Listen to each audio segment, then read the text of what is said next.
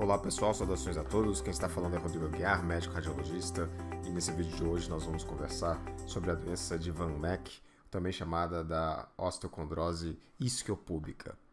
Então eu gostaria de mostrar para vocês por que é importante a gente conhecer mais sobre essa condição. Então, em primeiro lugar, é porque é uma variação do normal na maioria dos casos. Pode ser um achado de imagem e não tem que fazer nada a respeito. E em segundo lugar, é que nos casos sintomáticos também não vai fazer nada sobre isso, mas nós precisamos conhecer e saber que existe essa condição e que o diagnóstico diferencial pode ser feito com osteomielite e lesões tumorais. Então a gente tem que ficar de olho nesses pacientes. Falando um pouco mais sobre a doença de Van Neck, tem esse nome, né, Van Neck-Odelberg, porque foram dois pesquisadores que escreveram ela, né, mais ou menos na mesma época, né?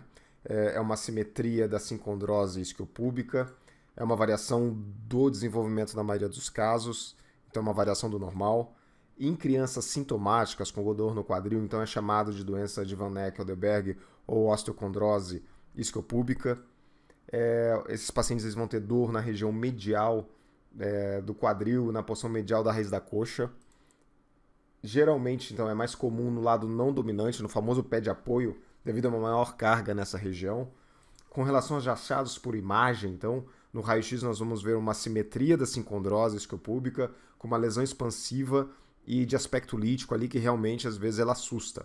E na ressonância magnética pode mostrar um edema da sincondrose da medular óssea e também em alguns casos um edema de partes moles adjacentes. Com relação ao diagnóstico diferencial, nós temos então fratura por estresse, osteomielite e o tumor ósseo. Então a gente tem que ficar muito atento a essas outras alterações que podem simular então o Van Neck.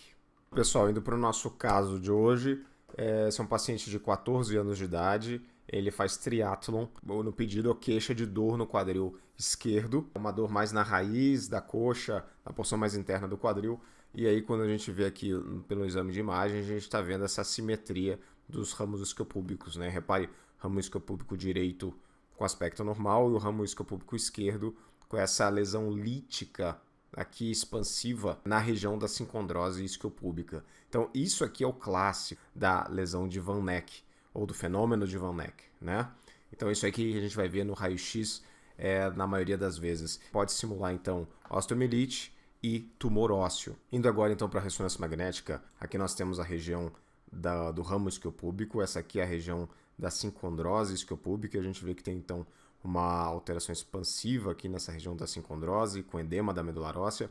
Repare que esse edema ele vai tanto para a tuberosidade isquiática quanto para a região do pubis à esquerda, e existe um edema de partes moles adjacentes, né? Então, aqui a gente tem a sincondrose isquiopúbica no plano axial, né? Vou botar aqui melhor para vocês verem. Aqui no plano axial tem a região da sincondrose, da sincondrose isquiopúbica, o edema da medular óssea estendendo-se para o pubis e estendendo-se também, então, aqui se estendendo para a região da tuberosidade isquiática. E repare também o edema de partes moles adjacentes, né? É um ponto muito curioso, assim, é que osteocondrose isquiopúbica ou Van Neck, ele pode ser causado por alteração de natureza mecânica, e um dos diagnósticos diferenciais é fratura ou lesão por estresse, né? Então eu acho que existe uma sobreposição desses dois tipos de lesão, né? Porque a biomecânica é a mesma, né? Nesse caso aqui, por exemplo, tem um Van Neck com edema ósseo, edema de partes moles, provavelmente devido a uma sobrecarga mecânica desse paciente, que é um jovem masculino de 14 anos e que pratica triatlon, ok? Então, lembrar, diagnóstico diferencial é importante, lesões tumorais e osteomielite. Ok, pessoal? Então é só que a gente vai falar nesse vídeo de hoje. Aquele abraço e até a próxima.